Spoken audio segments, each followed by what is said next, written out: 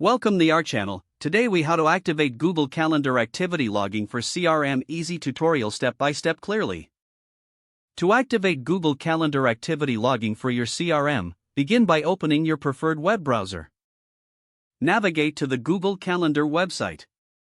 Log into your Google account if you aren't already signed in. Once you're on the Google Calendar interface, look for the gear icon in the top right corner. Click on the gear icon to open the Settings menu. From the drop-down menu, select Settings. In the left-hand panel, find and click on Integrations.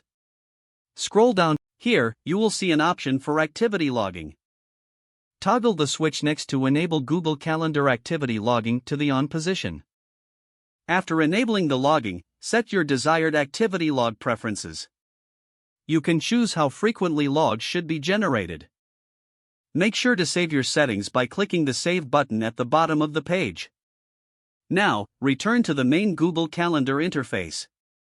To verify that activity logging is working, create a sample event on your calendar.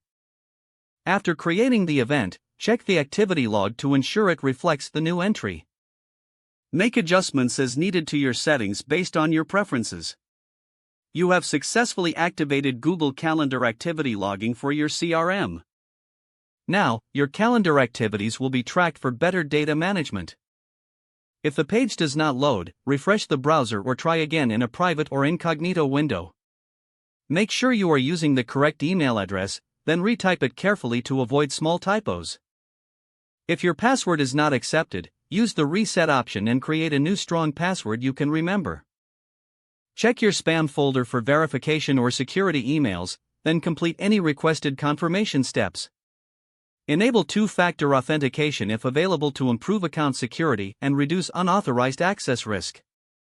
After signing in, review your profile details so your contact information and settings are accurate and current. If you see an error message, note it down and try again after restarting your device and internet connection. Log out when you finish, especially on shared devices, to keep your account and payment information secure. If the page does not load, refresh the browser or try again in a private or incognito window. Make sure you are using the correct email address, then retype it carefully to avoid small typos. If your password is not accepted, use the reset option and create a new strong password you can remember. Don't forget to like this video and subscribe to our channel for more step-by-step tech guides.